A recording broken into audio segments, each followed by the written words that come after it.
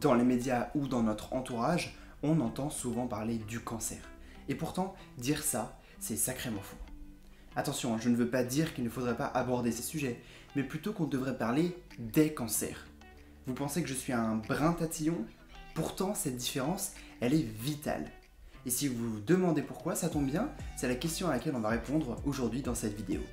Mais pour ça, il va falloir faire une petite mise au point.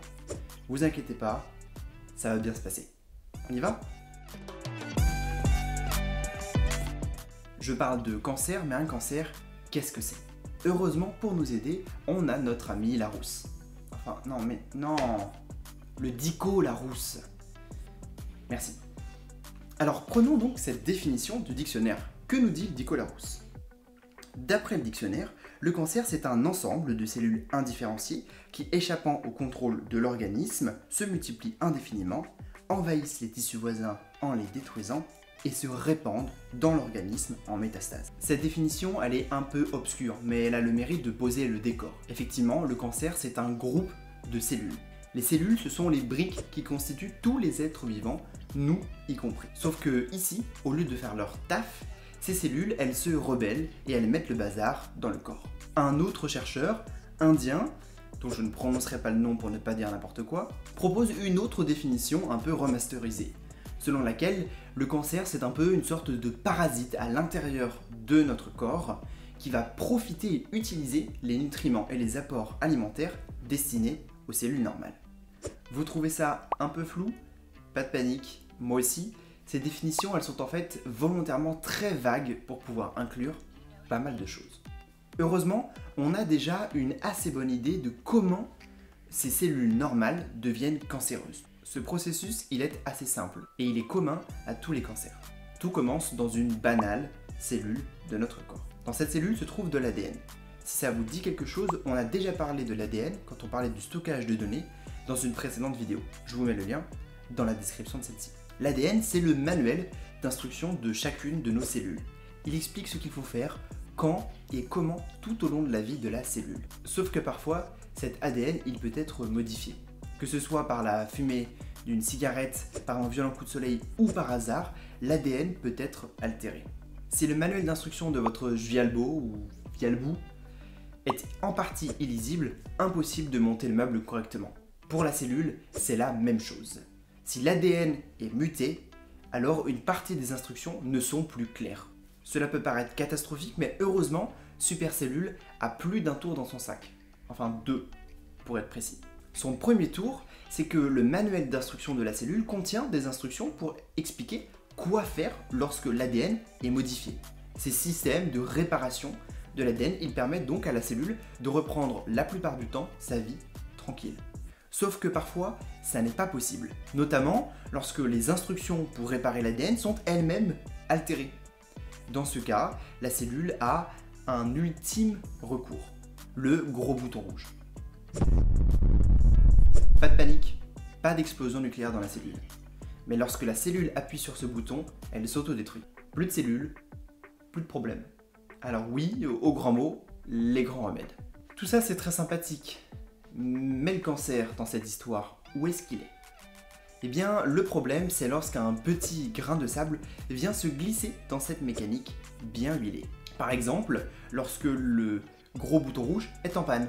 Pourquoi en panne? Eh bien, parce que lui aussi, les instructions pour le faire fonctionner peuvent aussi être modifiées. Dans ce cas-là, les mutations s'accumulent encore et la cellule ne s'auto-détruit pas. Elle peut alors se multiplier encore et encore, jusqu'à former un cancer. Ce processus de transformation d'une cellule normale en une cellule cancéreuse, c'est ce qu'on appelle la cancérogénèse. Durant la cancérogénèse, la cellule est modifiée peu à peu, mais pas n'importe comment. On sait aujourd'hui qu'il faut un ensemble de modifications assez précis pour aboutir à un cancer. Grâce au travail de nombreuses équipes de recherche à travers le monde, on a aujourd'hui une idée assez précise de comment ce processus de cancérogénèse a lieu. En 2000, deux grands chercheurs, Douglas Hanahan et Robert Weinberg, ont publié un article pour résumer les connaissances sur la cancérogénèse. Cet article, qui s'intitule The Hallmarks of Cancer, ou les caractéristiques du cancer, explique ce processus. Le premier élément essentiel durant la cancérogénèse, c'est ce fameux gros bouton rouge d'autodestruction. La plupart du temps, il est en panne dans les cellules cancéreuses, qui ne peuvent alors plus se suicider. Mais il y a autre chose. Les cellules cancéreuses se multiplient encore et encore. Et cela nécessite que plusieurs conditions soient réunies. Au sein de chaque cellule, il y a un ensemble de contrôles internes qui indiquent quand et comment se multiplier. Ces contrôles, c'est un peu un feu de circulation qui varie du rouge au vert. Eh bien, dans les cellules cancéreuses, la plupart du temps, ce feu est bidouillé pour afficher un beau vert pétant permanent qui va stimuler la multiplication de la cellule. Et ce n'est pas tout. Comme vous, qui devez vous nourrir pour grandir, c'est aussi le cas de la cellule cancéreuse pour se multiplier. Elle force donc le corps à produire de nouveaux vaisseaux sanguins qui vont permettre d'apporter davantage de nutriments à la cellule. Enfin, les cellules communiquent en permanence dans tous nos organes. C'est un vrai brouhaha dans nos tissus. Comment? Grâce à des molécules que certaines cellules envoient et que d'autres reçoivent. Ces messages ont plusieurs rôles, notamment de contrôler la croissance et la multiplication des cellules dans un organe donné. La cellule cancéreuse, quant à elle, n'écoute pas du tout les messages de ses voisines. Pire, elle fait même l'inverse en se multipliant sans en recevoir l'ordre. Le résultat de tout cela, des cellules cancéreuses qui se multiplient encore et envahissent progressivement les alentours. On a donc au final une définition du cancer, un processus, la cancérogénèse, et des caractéristiques communes à ces cancers. Jusque-là, on dirait bien qu'il s'agit d'une seule et même maladie. Sauf que ça, c'est la théorie. Le premier caillou dans la chaussure de cette belle théorie, ce sont ces modifications qui conduisent à un cancer. On sait aujourd'hui qu'il en existe des centaines et des centaines. Dans la cellule, le manuel d'instruction ne contient pas des instructions pour un seul programme, mais pour des milliers de programmes. Chaque programme est en fait un chapitre du manuel, et ce chapitre est une séquence d'ADN qu'on appelle un gène. À chaque gène, une fonction précise. Comment réparer l'ADN, comment produire de l'énergie, que faire lorsqu'on appuie sur ce gros bouton rouge, etc. Chacun de ces chapitres peut potentiellement être altéré et conduire à un cancer. Mais de façon très intéressante, tous les gènes ne conduisent pas à un cancer. Pour en avoir une idée un peu plus précise, en 2020, une équipe espagnole a mené son enquête. Sans rentrer dans les détails techniques, elle a regardé les cellules cancéreuses de 28 000 patients et cherché à comprendre quels gènes étaient modifiés dans ces cancers.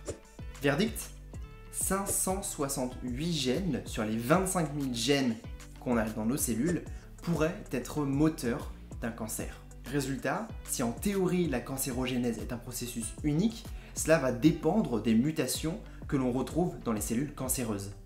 Pire, chaque cellule cancéreuse n'a pas une mais plusieurs modifications, parfois même des dizaines, ce qui augmente considérablement le nombre de combinaisons. Et qui dit cause différente dit résultat différent.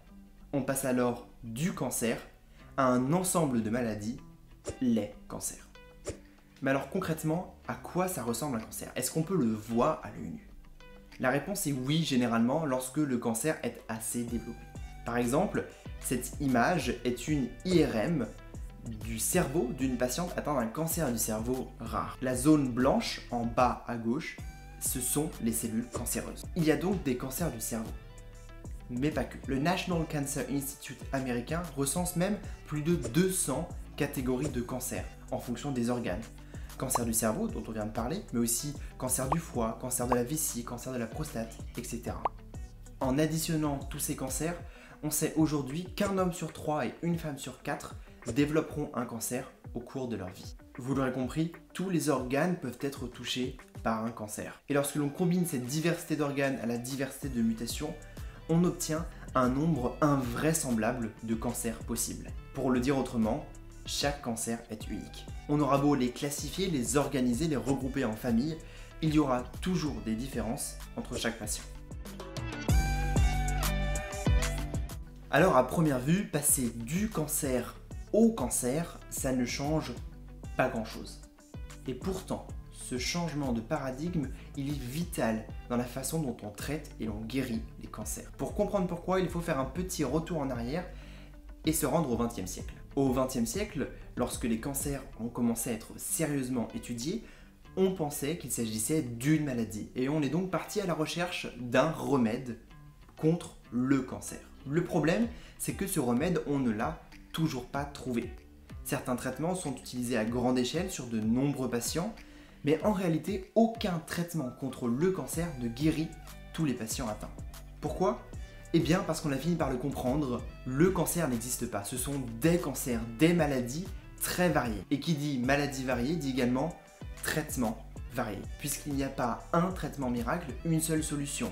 Caractériser et comprendre chacun de ces cancers pour pouvoir mettre en place un traitement qui soit le plus efficace et le plus ciblé possible. L'objectif à terme, pour chaque patiente ou patient qui rentre à l'hôpital, extraire les cellules cancéreuses, les analyser pour découvrir quelles sont leurs mutations et ensuite proposer une thérapie la plus efficace et la plus ciblée possible. Bref, faire de la médecine personnalisée. Merci d'avoir regardé cette nouvelle vidéo sur cette chaîne YouTube et merci pour votre accueil et vos commentaires sur la première vidéo. Pour m'aider, vous avez plusieurs options. Mettre un pouce vers le haut, commenter, partager la vidéo, vous abonner et activer la cloche des notifications juste en dessous de cette vidéo pour être prévenu lorsque la prochaine sortira. À bientôt!